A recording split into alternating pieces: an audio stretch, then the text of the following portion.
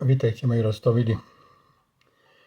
Sporo młodych Ślązoków gorszy się, że ktoś go że nie ma języka śląskiego, jeszcze udawał, że go po śląsku. Że to nie jest śląski język. I no jakoś łoszkliwo gotka. A tak richtig powiem wam prawdziwą definicję języka usłyszałem na strefie ze przedstawicielami Rady Europy, i to jeszcze dobrych pola Curik, jak żołn, jak i Marek Plura, senator, który no, nie byle godał co i jak, ale który przechają o śląski język, o śląską nację i tak dalej. I byliśmy tam we czterech, nie będę przedstawił kto to jeszcze był, bo ci jeszcze tych dwóch to są przytomni, działają na śląskim i dla śląskiego języka, ale po dyskursie takim dłuższym ci z Rady Europy nam powiedzieli, wiecie czym się różni język od dialektu, gwary, czy jeszcze czegoś innego? No my wiadomo, no nie wiemy, nie znamy jakiejś takiej definicji. A oni podali proste. Za językiem stoi armia, stoją fligry i szyfry. No a szyfrów może nie być, jak nie ma dostępu do morza. Ale musi być siła zbrojna, wtedy jest język. No i bez to, jak chcemy, żeby nasz język istniał, musielibyśmy mieć siłę zbrojną.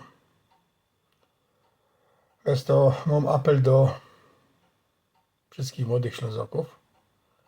Nie ciście się do żadnej wojny, do żadnego krigu, po żadnej ze stron, bo będziemy potrzebowali was, jak się to wszystko zęknie.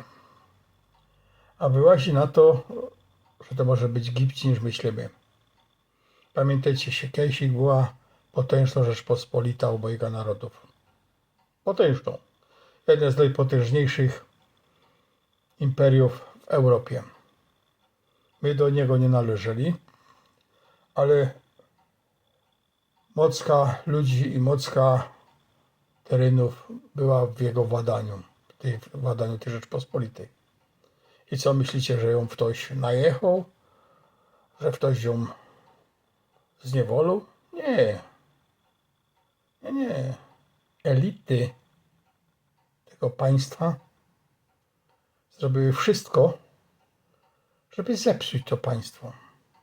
Brały kasa z zagranicy, byli księciami Rzeszy, mieli konotację Rusa, z panią carycą się, że tak powiem, Rosji wszechwładną kumplowali. I naprzód powiedzieli, no nie umiemy sobie dać rady z częścią naszych terenów, niech to wezmą pod opiekę cesarz jeden, cesarz jeden, car drugi i król pruski. Potem powiedzieli to samo, a potem jeszcze raz to samo. I zostało tylko takie małe królestwo,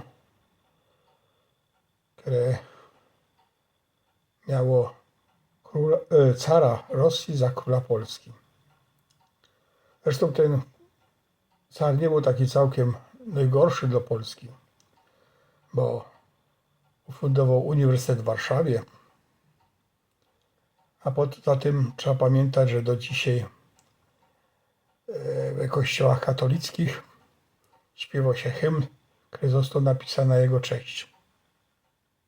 Teraz mi powiedział, nie, nieprawda. Prawda. Sprawdźcie się w historii, bo w historii mało kto zna tak richtig.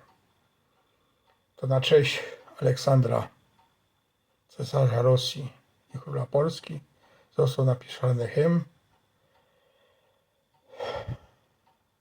Boże zaś Polskę. No i na tym dzisiaj skończę moja gotka. Mam nadzieję, że